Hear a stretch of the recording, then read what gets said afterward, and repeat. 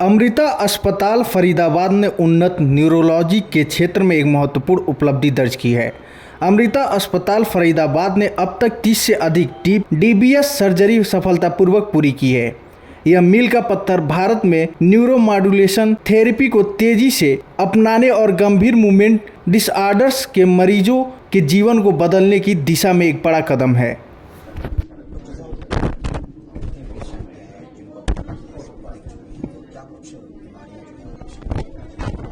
देखिए, पार्किंसन के अगर आप पेशेंट देखें तो हमारे पास कम से कम 10,000 पेशेंट हैं, लेकिन जहाँ तक सर्जरी की बात करें तो करीब 500-550 पेशेंट की सर्जरी हो चुकी है।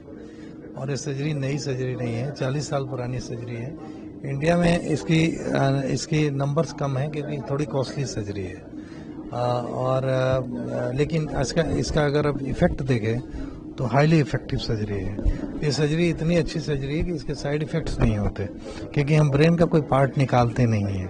बस ब्रेन में एक टेलीफोन जैसा पतला वायर डाल के और एक छोटा सा चिप लगा देते हैं और उससे ब्रेन एक्टिवेट होता है और उससे पेशेंट के जो सिम्टम है वो बेटर हो जाते हैं। तो ये बहुत ही सेफ सर्जरी है और बहुत ही इसमें कोई दिक्कत नहीं आती है। कितने पुराने पेशेंट हैं लगभग? ये जो पहली अगर आप सर्जरी की बात करें तो सबसे पहली सर्जरी ये हमने की थी 2004 में, और ये डॉक्टर आनंद अगर बोलें तो ये मेरे से 5-7 साल सीनियर है। इन्होंने पहली सर्जरी 93 में की थी बेंगलोर में। तो आप पूरा अगर एक्सपीरियंस देखें तो 20 से 25 साल का एक्सपीरियंस है। और ये सर्जरी यूएस में सबसे पहले 1989 में हुई थी। तो अगर आप टोटल इसका इतिहास देख लें तो करीब 36-37 साल का इतिहास है।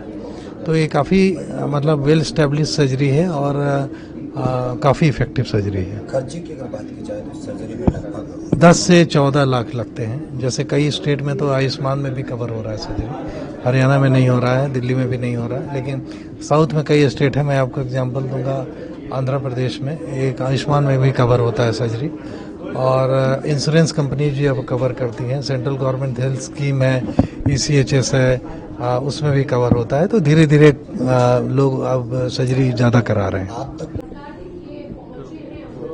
सर क्या कुछ कहेंगे जो पेशेंट है जिनको आप लोगों ने ठीक किया है, क्या कुछ उनको बीमारी थी, किस तरीके से उनका ट्रीटमेंट किया? जो पेशेंट आते हैं हमारे पास वो पहले ऑलरेडी दवाई बहुत साल खा चुके हैं और दवाई का इफेक्ट से उतना अच्छा नहीं हो रहा है, परेशान है, साइड इफेक्ट शुरू हो गया है। जैसा स्थिति में आते हैं हमारे पास, हम जब देखते हैं मूवमेंट डिसऑर्डर स्पेशलिस्ट हमारे पास डॉक्टर संजय पांडे हैं, उसके पास भेजते हैं। वो चेक करता है, बीमारी का दवाइयों को थोड़ा बदल के देखता है। अगर उसमें भी अगर काफ़ी इम्प्रूवमेंट नहीं हुई और पेशेंट ऑपरेशन की लायक है, तब हम भी उनके साथ मिलके डिस्कस करके ऑपरेशन के लिए उसको सेलेक्ट करके तब हम ये operation deep brain stimulation operation करते हैं, जिससे मरीज को जो इफेक्ट मिला दवाई से पहले उस जैसा अच्छा इफेक्ट मिल सकता है।